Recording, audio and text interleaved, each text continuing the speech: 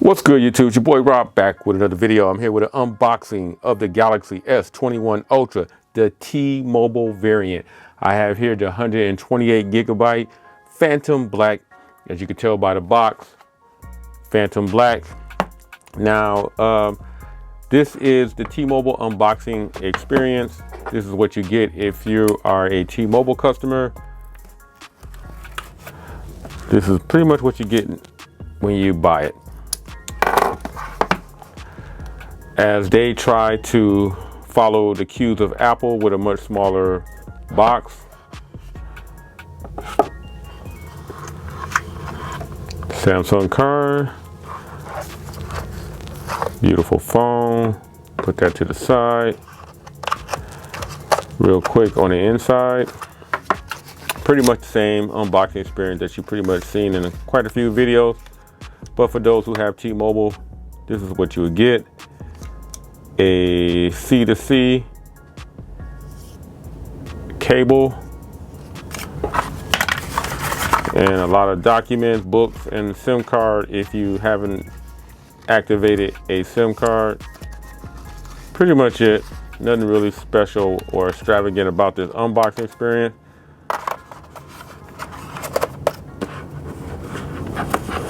So let's put everything back in and let's move on to the phone. Quick unboxing of it.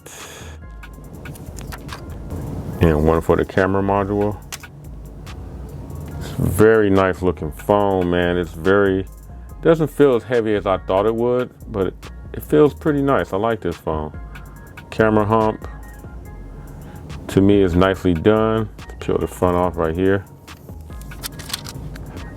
As far as comparison to last year, I didn't buy last year's Galaxy S20, but just based on the looks of this one in comparison from the videos and pictures I've seen of last year's model, this phone is much more handsome, better looking phone. This black is incredible. I like this. All right, so this does have Gorilla Glass Victus on the front and back.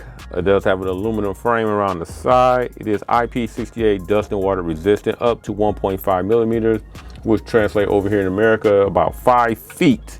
Now, it does have a beautiful dynamic AMOLED 2x panel, meaning the 2 is for double the 60 hertz for 120 hertz refresh rate.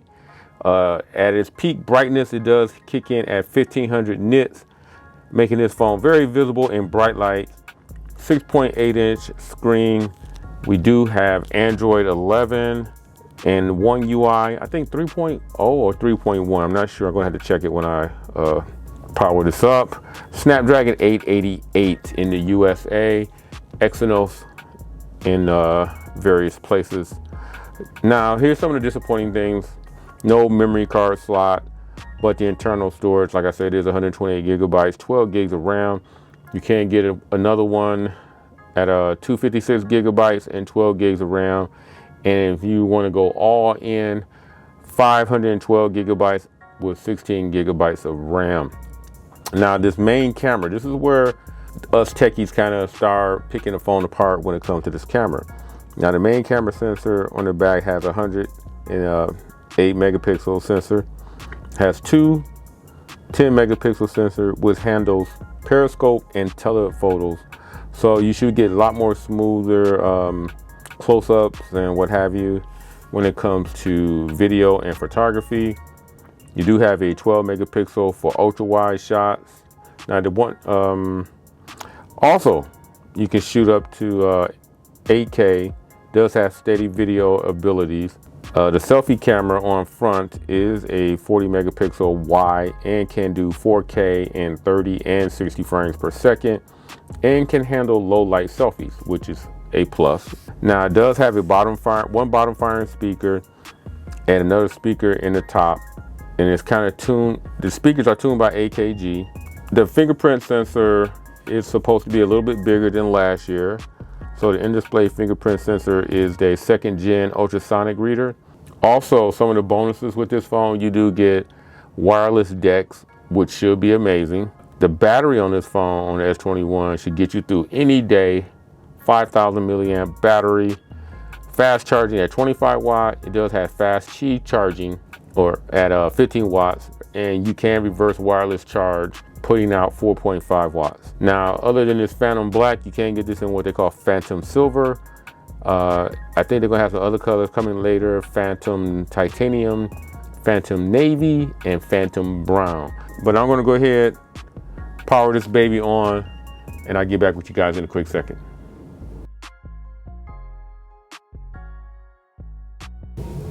Going to quickly compare these to some other phones I got over here. Let's start with the main competitor, which is the iPhone 12 Pro Max. Now, the S21 is slightly taller. Yep, slightly taller. But the iPhone is wider than the S21. As far as size, the iPhone may be a little thicker due to its actual design. It'll probably have a much more thicker feel to it. The one thing I do like about what Samsung did is they kind of de-emphasized the curvature right here. So that's going to be good going forward. All right, I got here the S10 Plus. Different design cues. Taller phone, the S21. When it comes to the width of the phone, I had to give it to the S21 being wider than the S10 Plus. OnePlus 8. The 21 is a taller phone. And when it comes to the width, oh man, this is interesting. Give it to the S21 being a little wider than the OnePlus 8T. The Note 20. Now the Note 20 is a little bit taller. It's more wider than the S21. So the Note 20 overall is a bigger phone. I got the old school Note 10. I didn't mean to drop it like that. Let's try the Note 10. 21 is a smidget taller than the Note 10. Width-wise, the Note 10 is a wider phone. It's about on the same thickness level. I will probably give it to the 21 being a tad bit thicker. It doesn't actually feel like a much bigger phone, but in a lot of instances, in comparison to some other phones, it is a little on the thick side. So that pretty much does it with my unboxing and walkthrough of the Galaxy S21 Ultra Phantom Black T-Mobile variant. Now, if this is your first time to my channel, hey, please hit that subscribe button. I would appreciate you guys doing it. Other than that, I'll catch everybody in the next video. I'm out.